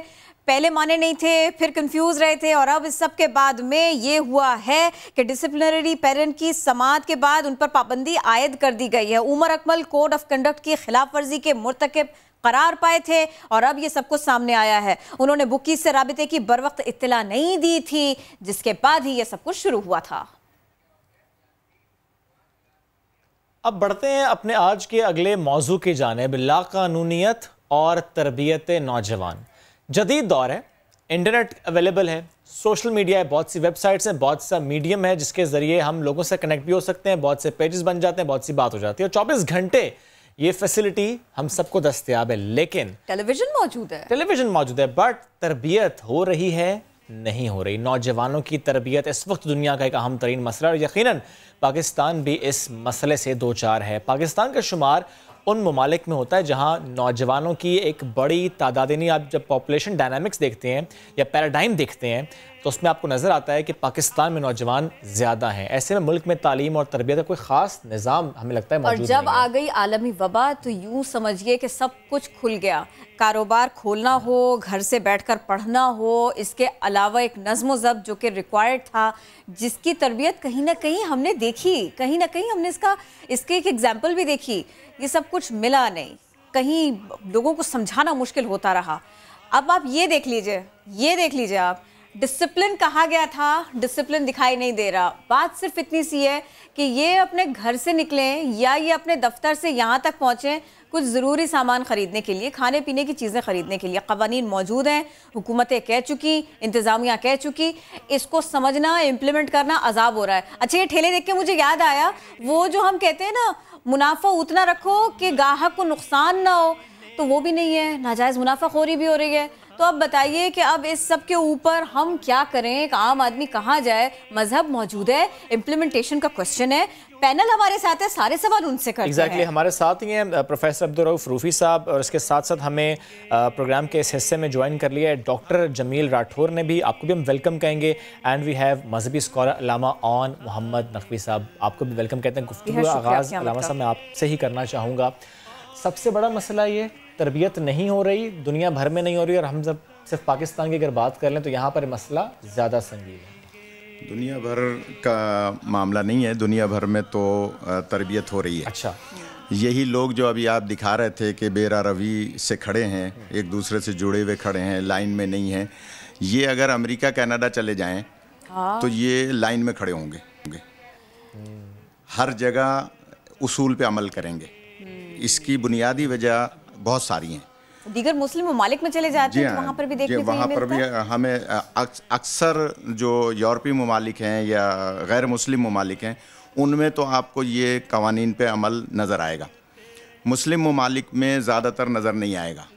उसकी वजह क्या है कि हम लोग दीन इस्लाम के हामिल हैं, इन्ना दीना इंदल्लाहिल इस्लाम, इस्लाम को तस्लीम करते हैं, लेकिन हमारे यहाँ तालीम के फ़ुक़दान के साथ साथ सबसे बड़ी तरबियत का फ़ुक़दान है।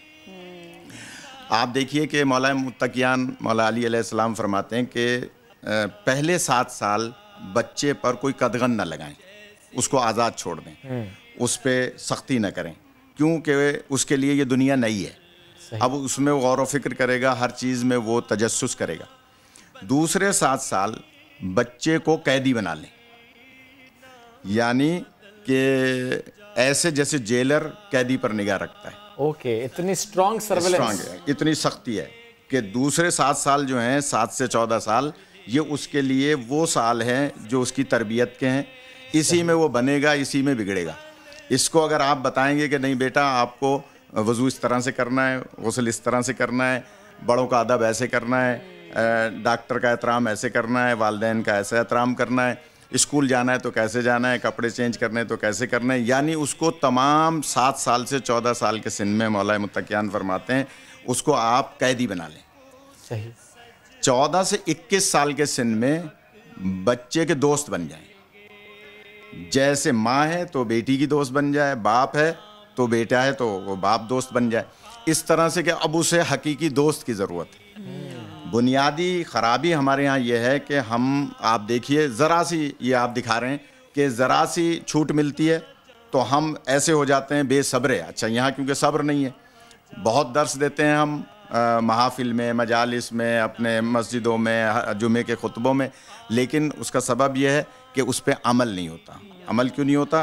कि बुनियादी चीज़ें घर, माँ, जब माँ बाप उनको शुरू से वो तरबियत देंगे। आप देखिए हम इन मुल्कों में जाते हैं, ये 11 साल के बाद रमज़ान में मैं पाकिस्तान में हूँ कोरोना की वजह से, वरना तबलीग के लिए अमेरिका कनाडा चले जाते थे, तो वहाँ पर हम देखते हैं बच्चा बच्चा अगर वो टिश्यू पेपर भी उठा रहा है तो बड़े एहतराम और अदब से पूछ के उठा रहा है। गिलास एक दफ़ा इस्तेमाल कर रहा है, डिस्पोजेबल गिलास, तो उसको वो दोबारा इस्तेमाल नहीं कर रहा। ये क्या है? घर की तरबियत। तो हमें चाहिए कि हम जहाँ अपने इस्लाम को अपने ज़ाहिरी हमने दीन बनाया हुआ है, हकीकतन अपने अंदर उसको रासिक करें और राइज करें। बेहतरीन बेहतरीन। आप फरमाइएगा, ये तो बचपन से लेके और लड़कपन तो जवानी, ये तो बड़ा ज़बरदस्त इन्होंने बता दिया ना करना क्या चाहिए, लेकिन मुझे ये बताएं, ये हमें नज़र क्यों नहीं आता कि ये सब कुछ सीखा या देखा गया? ऐसा नहीं है कि सब भूल करके बैठे हुए थे, ऐसा नहीं है। फिर ये कि जो नौजवानों को अगर आप थोड़ा सा देखें, अगर मैं बीमार हूँ तो मुझे डॉक्टर की सुननी चाहिए, ये कौन सिखाएगा, ये कौन बताएगा कि रेलेवेंट क्या है, ये पता हो, और एक नौजवान को तो बेहतर तौर पे मालूम होना चाहिए। ये हमें बताएं। बिस्मिल्लाहिर्रहमानिर्रहीम। आपका मौजू भी बड़ा अच्छा है और आपका सवाल भी बहुत खूबसूरत। देखिए, अल्लाह तबारक व तआला ने इंसान की कुछ जिबिल्लत व फितरत बनाई है। फरमाया वकान अल इंसान आजूला, इंसान उजलत पसंद है। अब आज के सिनेरियो में अगर हम कुरान की इस आयत को तत्बीक करें, मुताबिकत करें, तो टाइम पीरियड बड़ा शॉर्ट रखा है चीज़ों को ख़रीदने के लिए। लोग जो है नेचुरल इंसानी जिस्म को ग़िज़ा की ज़रूरत है, बग़ैर ग़िज़ा के नहीं रह सकता इंसान। उस ग़िज़ा को हासिल करने के तरीक़े इस्लाम ने बताए हैं, वो ज़राए हलाल होने चाहिए, वो इंसान उनको अपनाएगा और अपनाना चाहिए। लेकिन बाज़ ऐसी डिज़ास्टर कंडीशंस आ जाती हैं, ऐसे औक़ात आ जाए जिसमें इंसान को डिसिप्लिन उस वक्त रहेगा जबकि उसकी भूख और प्यास किसी हद तक पूरी हो रही होगी। अब यहाँ पर मालूम ये हुआ कि जनाब ड्यूरेशन कम कर दिया गया चीज़ों को खोलने का, लॉकडाउन का, और रमज़ान आ गया, लोगों की पॉपुलेशन कराची के अंदर तकरीबन 2.5-3 करोड़ है। राठौर साहब पहले भी यही था, तो अब भी तो यही है। ठीक है, मैं मान लेती हूँ कि वो जो ड्यूरेशन था शॉपिंग का वो कम कर दिया गया, लेकिन ये धक्का तो इसी तरह से एक दूसरे को देख करके जा रहे थे, ये तो था। देखिए, हम ऑन द होल अगर आप बात करें तो हम वाकई जो है हम ये बोलते हैं हम कौम है, लेकिन समहाउ लगता है कि हम मॉब हैं, ठीक है ना। हम एक हजूम हैं जो मुंतशिर डायरेक्शन में बिखरे हुए हैं। काश कि हम कौम बन जाए। आप यकीन कीजिए, जिस तरह कौम अगर हम बन गए, और कौम हम उस वक्त बनेंगे जब हमें इस्लामी तालीम दी जाएगी। हमें तो बचपन से रट्टू तोता बनाया जाता है और हमें बताया बेटा ये सीख लो, ये सीख लो, ये सीख लो। अभी मौलाना बात कर रहे थे बच्चों की तरबियत की, तो तालीम के साथ तरबियत भी ज़रूरी है। जो पहले 7 साल है ना, आपने बच्चे को खुला छोड़ दिया, लेकिन आप यकीन कीजिए वो पहले 7 साल ही उसके सारे सेंसेस पूरी तरीके से स्ट्रॉन्ग हो रहे होते हैं। उसकी समात, उसकी बसारत, उसकी थिंकिंग, उसे देखने की ताकत, उसके चलने फिरने की ताकत, उसके सारे माइलस्टोन इसी वक्त डेवलप हो रहे हैं। और जिसको हम बोलते हैं डीप मेमोरी, वो डीप मेमोरी इंसान की आमतौर पर 7 से 8 साल तक ही बनती है। उसके बाद उसकी मेमोरी जो है वो डीप भी बन जाती है, सुपरफिशियल भी होती है और इंटरमीडिएट भी होती है, लेकिन डीप मेमोरी उसकी 7 साल तक ही होती है। अब उस 7 साल में आप बच्चों को कहेंगे बेटा ये कर लो, वो कहेगा ठीक है, लेकिन आप यकीन कीजिए वो नहीं करेगा जो आप कहेंगे, वो करेगा जो आप करेंगे। ऐसे बच्चे तो कॉपी करते हैं। कॉपी करते हैं। उसकी वजह क्या? आपके 2 सेंसेस, जब आपने कहा कि ये करो तो उसका सेंस ऑफ हियरिंग यूज हुआ, लेकिन जब आपने किया और करके बताया, अब सेंस ऑफ विजुअल सेंस भी उसका यूज हो गया और उसका दिमाग पूरी तरीके से उसको कैप्चर भी कर रहा है उस मंजर को, और उसकी समात के जरिए उसके दिमाग के अंदर, मेमोरी के अंदर माइक्रोचिप में फिट भी हो रहा है। लिहाजा वो जो करते हुए देखता है बच्चा, हकीकत में बच्चा बड़ा होकर वही करता है। अच्छा देखिए, अगर ये इतनी सी बात है ना, सॉरी आपकी बात कट रही है, ये अगर बात इतनी सी है ना, तो मुझे ये समझाइए कि देखिए मेरे आपके बचपन में नहीं था, चले मैं आपके लिए भी मान लेती हूँ, मेरे बचपन में तो व्हाट्सएप नहीं था, सोशल मीडिया नहीं था। आज के नौजवान से अगर आप बात करें और उससे ये पूछें कि कोविड-19 क्या है, वो कहता है चाइना से स्लिप होके तो यूरोप चला गया था। फिर वो ये कहता है कि ये तो सब झूठ है, ना ना ना यहाँ तो नहीं आना। फिर वो कहते हैं फंड्स के लिए हो रहा है सब कुछ। ये सब कॉन्स्पिरेसी थियरीज है। इसकी तरफ ध्यान है, इसकी तरफ बहुत है और इस पे दलाइल भी हैं। और आम हालात में गुस्सा आ जाए, इसमें नहीं आता, इसमें तो पूरा वो, अब वो अपने तौर पर वो पूरी दलील उनके पास होती है। देखिए, ये बताएं ना। मैं आपको बताऊं, आज का हर इंसान, अगर आप बच्चे की बात करते हैं, जवान की बात करते हैं, जवान नहीं, मैं खुद भी कंफ्यूज हूँ, आप भी कंफ्यूज है, हर कंफ्यूज है। और ये जितने भी मिथ्स बनाए जा रहे हैं, ये दुनिया के इंटेलेक्चुअल्स बना रहे हैं। ये सारी थ्योरीज आम इंसानों की तरफ से नहीं आ रही। आप ये कहेंगे जनाब मौली साहब ने कहा कि ईमान की बात कर दी, तो ईमान तो है, उसने ईमान की बात कर दी, लेकिन ईमान की बात हम कम सुनते हैं। हम बोलते हैं ये मुल्लापन दिखा रहा है, हम फ़ौरन जो है उसको रिग्रेट कर देते हैं, हम उसको फ़ौरन उसकी तस्दीक कर देते हैं। इस्लाम की बात सुनने को आम तौर पर इस दौर में और इन बीमारियों में हम सुनने को तैयार हैं, लेकिन सुनना चाहते हैं। लेकिन अगर फूसी कुछ और कहेगा, ट्रंप कुछ और कहेगा, WHO कुछ और कहेगा, और दुनिया की बड़ी बड़ी लेबॉर्ट्री रिसर्च पेपर ला रही है कि जनाब ये हीट के अंदर मर जाता है, कुछ ये कहते हैं जनाब ये आप पानी ज़्यादा पिएं, ये आपके हलक के अंदर जो है वो आपके एलिमेंट्री कैनाल में चिपक जाता है, इसमें नहीं जाएगा। ये जितने भी मिथ्स बनाए जाए, कुछ बोलते हैं BCG जिन कंट्रीज के अंदर कम चल रहा है, तो आप सॉरी टू से ये नौजवानों के अजहान के अंदर शुकूक व शुबहात सोशल मीडिया के जरिए पैदा करने वाले ये आम ब्लॉगर्स नहीं है, ये सारे के सारे इंटेलेक्चुअल हैं, अपनी अपनी फैकल्टी के अंदर। सर लेकिन रिसर्च तो होनी है और रिसर्च तो होती रहेगी, वो तो रुकेगी नहीं। हाँ, लेकिन रिसर्च हो रही है। लेकिन मजे की बात यह है कि ये 16 माइक्रोन का, मैं ये कहता हूँ इसको कि ये स्मॉलेस्ट सुपरसोनिक गाइडेड और स्टेल्थ टेक्नोलॉजी का हामिल अल्लाह का ऐसा हथियार है, ऐसा राज है, जिसने पूरी दुनिया को नेचर से करीब कर दिया है, जिसने पूरी दुनिया को बदलने पर मजबूर कर दिया है कि तुम्हारे हथियार तो बहुत बड़े बड़े हैं, तुम सुपरसोनिक बनाओगे, इतना बड़ा जनाब इसकी लेंथ है, ये इसकी विड्थ है, ये इतने गाइडेड मिसाइल ले जा सकता है, ये इतने जनाब वार हेड्स ले जा। अल्लाह ने फरमाया मैं मेरी इतनी छोटी मखलूक बनाऊंगा कि टेक जी को खुदा समझने वालों तुम मजबूर हो जाओगे कि टेक्नोलॉजी खुदा नहीं, खुदा वही है जिसने टेक्नोलॉजी को पैदा किया, तुम्हें भी पैदा किया। मुझे 2 मिनट दीजिएगा।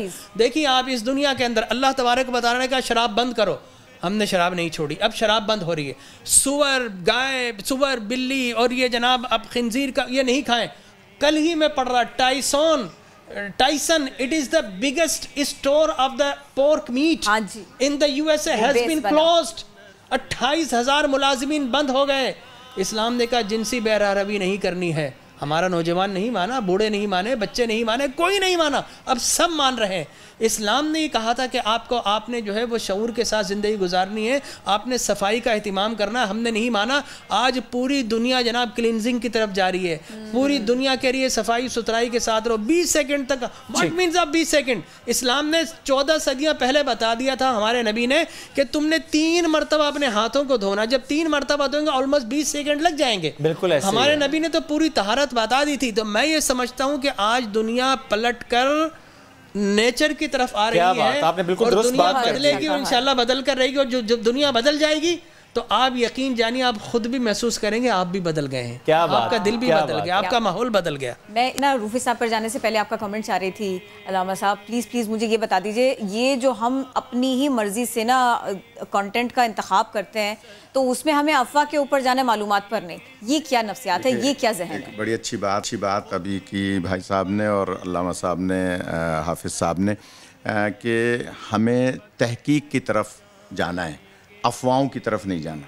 आप देखिए कि इस वक्त बड़ी अच्छी बात की आपने कि सब के सब कंफ्यूज हैं। आप अपने मुल्क में देख लीजिए, आपके 4 वज़राए आला हैं, सबकी राय इस सिलसिले में अलग है और वो अपना अपने गोया इख्तियारात इस्तेमाल कर रहे हैं। वज़ीर आज़म के नज़रियात इस हवाले से मुख्तलिफ हैं। आपके डॉक्टर्स कुछ कह रहे हैं, उलमा आपको कुछ लाइन दे रहे हैं। इसलिए हमें तहकीक पर जाना है। और सच्ची बात यह है कि अगर उलमाए किराम की उन बातों को जो बचपन से हमें सिखाई जाती हैं कुरान और सुन्नत की रोशनी में, अगर हम उस पर अमल करें तो यकीनन देखिए अल्लाह ताला ने अभी एक सेकंड, एक क़ता कलामी जी बिस्मिल्लाह। तहकीक पर तो ज़रूर जाना है, लेकिन अगर मैं कहूँ कि हमें अपनी असल पे जाना है, बस वो मैं अपनी ओरिजिन पे जाना है। जी उसी तरफ जा रहा था कि क्योंकि दीन फितरत है इस्लाम, हमें सरकार दो आलम सल्लल्लाहु अलैहि वसल्लम ने सब कुछ बता दिया। आप देखिए इस रमज़ानुल मुबारक से पहले एक महीना जो शाबान मुअज़्ज़म का था, इसमें सरकार ने खुतबा दिया था जिसे खुतबा शाबानिया कहा जाता है। उस खुतबे में सरकार दो आलम सल्लल्लाहु अलैहि वसल्लम ने सिर्फ रमज़ानुल मुबारक की अज़मतें और फजीलतें बयान नहीं फरमाई थी, बल्कि इसके जो फितरी फ़वाइद हैं वो बयान फरमाए थे। आज हम अपने घर में अभी बड़ी अच्छी बात फरमा रहे थे अब्दुल रऊफ़ साहब कि हम घर के अंदर हैं, हम जो मस्जिद में एतकाफ़ करते थे 3 दिन का 7 दिन का, आज हम अपने घर में वो इबादत कर रहे हैं। मैंने शायद कल भी आपके प्रोग्राम में बात अर्ज़ की थी कि अपने बच्चों को दाएं बाएं बिठाएं, अपनी ज़ौजा को बिठाएं और आप उनको दीन बताएं, दीन सिखाएं। ये बहुत अच्छा जुमला कहा राठौर साहब ने कि हमें पलटाया जा रहा है असलियत की तरफ लेकर जाया जा रहा है। लिहाजा हमें तहकीक भी करनी है, लेकिन तहकीक के साथ साथ ये जो आप अभी फरमा रही थी कि मोबाइल फ़ोन्स, इंटरनेट और इस पे जो ख़ुद कंफ्यूज कर रहे हैं आलमी सतह के रहनुमा, आलमी सतह के डॉक्टर्स। अभी आज एक तहकीक आई है, मैं इस पे इंटरनेट पे देख रहा था कि बैनुल अक़वामी सतह के अक़वाम मुत्तहिदा के बहुत सारे डॉक्टर्स ने ये बात कही है कि ये चीज़ लाई गई है आबादी को कम करने के लिए। जी डॉक्टर्स कह रहे हैं। देखें ऐसी कौन थ्योरीज हैं जो कि आए चली जा रही हैं अलामा साहब, बिल्कुल इस पर तो हम बात करते आए, पहले भी बात हमने की थी, लेकिन जिस तरह जमील साहब आपने भी फरमाया कि वाकई रीसेट या कह लें इसको कि हम असल की तरफ जा रहे हैं, तो एक जुमला याद आ गया कि बागी निज़ाम अल्लाह के निज़ाम की तरफ जा रहे हैं। रूफी साहब मैं आपकी तरफ आना चाहूँगा क्योंकि आपने खुद बता दिया सोशियोलॉजी आपका सब्जेक्ट है, तो मैं सोच रहा था कि मैं उसी से मुताल्लिक आपसे सवाल कर लूँ। सोशियोलॉजी हमारा सलाम भी कबूल फरमाइए रूफी साहब। डॉक्टर जमील राठौर अर्ज कर रहा हूँ। वालेकुम बहुत अच्छा पढ़ते हैं माशाल्लाह। और अजब रंग पर है बहार मदीना के 2 शेर अगर हो जाए तो क्या बात। अब तो ख्वाहिश उन्होंने जी मैं इसके बाद पेश करता हूँ। मैं निकाल के बैठा हूँ जो आपने गुफ्तगू की है ना जी, उसको देखते हुए मेरा दिल चाहता है मैं ये वाला कलाम पढ़ूं। सारे मसाइल का हल इसी में है। क्या बात। सुभान अल्लाह। रोज़ा नमाज ना हो क़ज़ा या रब्बल आलमीन, आमीन सुम्मा आमीन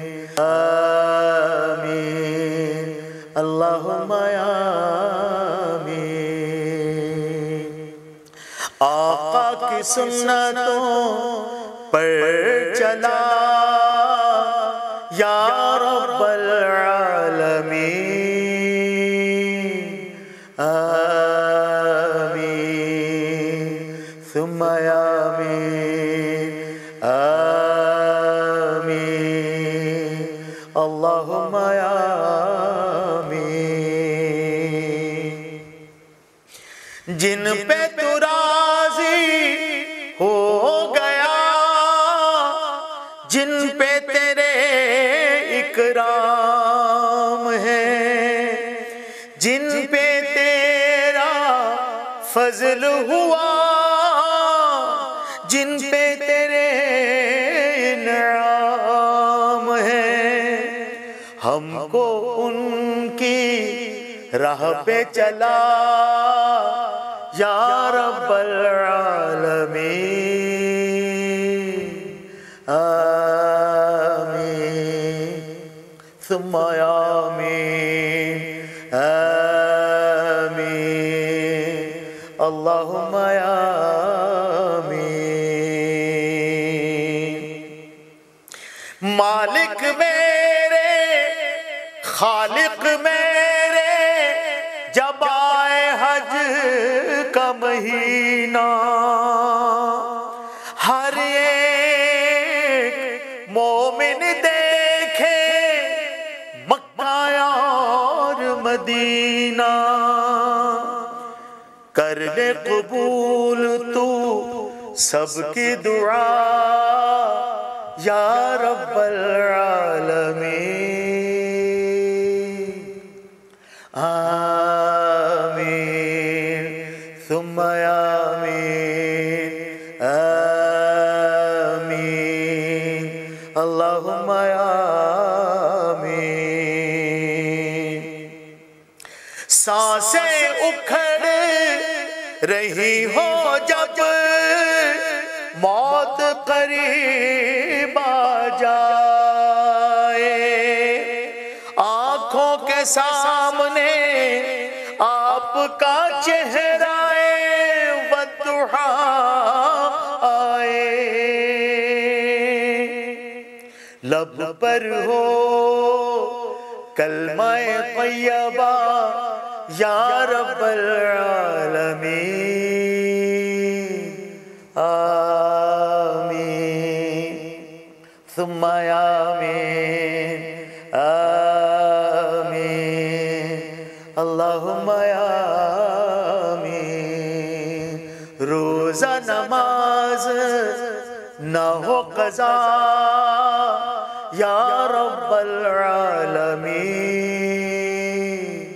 आमीन सुम्मा आमीन आमीन अल्लाहुम्मा आमीन। सुभान अल्लाह माशाअल्लाह। सिर्फ राठौर साहब की सुनी जाएगी, कोई हम फरमाइश करें वो नहीं होगा। हाँ मैं अभी अदा नहीं पूरी नहीं हुई।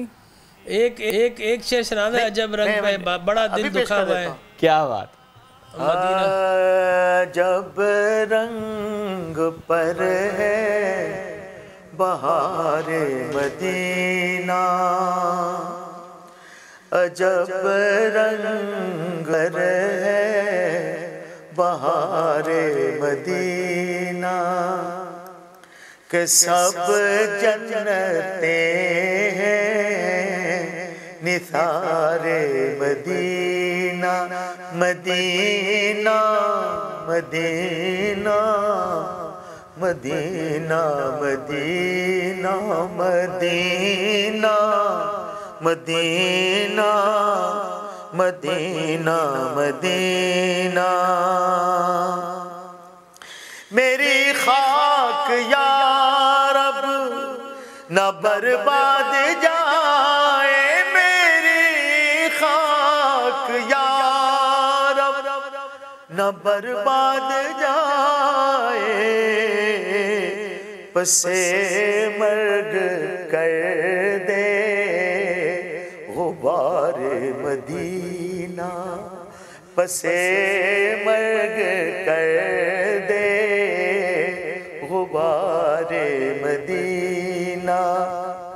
मदीना मदीना मदीना मदीना बना आसमां मंजिले इब्ने मरियम बना आसमां मंजिले इब्ने मरियम गए लामका ताजदारे मदीना मदीना मदीना मदीना मदीना मदीना मदीना मदीना मदीना। काश काश काश के ऐसा हो जाए कि सारी तदबीरें फेल हो गई। रगों पे हाथ रख रहे हैं। मदीना शरीफ मुझसे लगता था ये नहीं पढ़ी जाएगी, मगर अल्हम्दुलिल्लाह पढ़ी गई है। मदीना दिलों में बसता है। ये रमजान, ये पहला रमजान है जो यहाँ गुजर रहा है। आपके कलाम को सहारा बनाकर बस 2 लफ्ज़ कहना चाहता हूँ। पूरी इस्लामी दुनिया के हुक्मरानों से तदबीरें फ़ेल हो गई, साइंसेस फ़ेल हो गई, डॉक्टर्स फ़ेल हो गए, सारी तदबीरें सब रेमेडीज़ ख़त्म हो गई। काश के ये 57-58 इस्लामी ममालिक के सरबरा पा प्यादा अपने बरहना पा के साथ मदीने के बच्चों को लेकर, ज़ईफ़ों को लेकर मकीन गुंबद खजरा के कदमों में जाकर हाजिर हो जाए कि या रसूलल्लाह उम्मत मर रही है, करम फरमा दें। यकीन जानिए कि जब वो खिड़की खुलती थी तो बारिशें होती थीं, मदीना सैराब होता था, लोग बच जाते थे। आज भी बच जाएंगे। आज ईमान को मजबूत करने की ज़रूरत। देखिए दुनिया आपकी फ़ेल हो चुकी है, आपका एक सहारा रह गया ईमान, मकीन गुंबद खजरा। आप अगर उनके दरवाजे पर हाजिर हो जाएंगे इंशाल्लाह अल्लाह करम फरमा देगा। आपने बिल्कुल कुरान के हवाले से बात की है।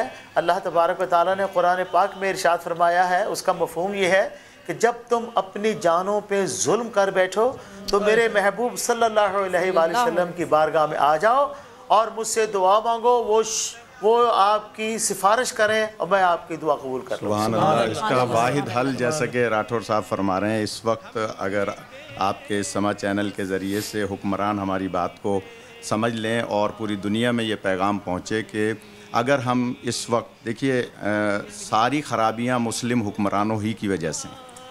अगर मुस्लिम हुक्मरान नेक होते, मुस्लिम हुक्मरान सरकार दो आलम सल्लल्लाहु अलैहि वसल्लम के ताबे फरमान होते तो आज दुनिया में ये शायद वबा ना होते और एक होते। इसकी यही वजह है। अगर आज बड़ा अच्छा जो है मशवरा दिया है, अगर ये बात पहुँच जाए, सारे हुक्मरान पा प्यादा नबी पाक के दरवाजे पे जाएँ, जन्नतुल बकी जाएँ, अहले बैत अत्हार का वास्ता दें, उन हस्तियों का वास्ता दें कि सिफारिश करवा दें, दरवाजे पे जाएं। उनका योम है ना। जी हाँ, उनसे सिफारिश करवाएं कि अपने नाना अपने बाबा के दरवाजे पे जो है। और यकीनन अगर हम ये सब ऐसा कर लें हुक्मरान हमारे, क्योंकि हम आप तो इस इस्तात और ताकत में नहीं है, लेकिन अगर सऊदी हुक्मरान चाहें तो ये हो सकता है कि सारी दुनिया के मुस्लिम हुक्मरानों को दावत दें, आओ सर से अमामे उतार दो, गिरबान चाक कर दो, पैरों से नालैन उतार दो, और इस तरह से दरवाज़ा नबी पर और आले नबी पे जाएं।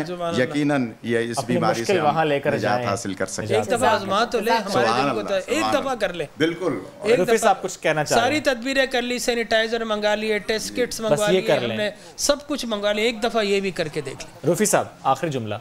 नहीं, मैं तो वो सरबराहान का वो जहाँ वो कह रहे हैं वो ठीक है, मगर हमारा अपना कसूर है, हमारे अपने अमाल का नतीजा है ये जो कुछ हमारे साथ। देखिए रूफी साहब, हमें खुद अपना एहतसाब करना है। जैसे अवाम वैसे हुक्मरान भी हमारे कसूर की वजह से, जैसे अवाम होगी वैसे ही हुक्मरान होगा। अगर हम अपना आप किरदार अच्छा कर लें तो हुक्मरान हम में से ही होंगे। ये हम ही मुंतखब करते हैं, हम में से ही हैं। हमें अपने आप को की जरूरत है। बहुत शुक्रिया अलामा साहब, बेहद शुक्रिया। आप तीनों हमारे साथ थे और ये हमारा आज का मौजू था, ये हमारा आज का पैनल था। कल नए मौजूआत होंगे, बहुत सारी खबरें होंगी और ये सिलसिला भी होगा, लेकिन ये सब कल होगा। लेकिन अपना ख्याल रखिए और अगर बाहर जाएं, जो भी घर से एक फ़र्द बाहर जा रहा है तो बहुत एहतियात के साथ और सोशल डिस्टेंसिंग को इंश्योर करते हुए ना खुद वायरस से मुतासर हो, ना कैरियर बने और ना अपने किसी प्यारे को मुतासर करें। पाकिस्तान प्यारा है, इसका ख्याल रखिए, अपना ख्याल रखिए। होगी मुलाकात कल, तब तक के लिए अल्लाह हाफ़िज़।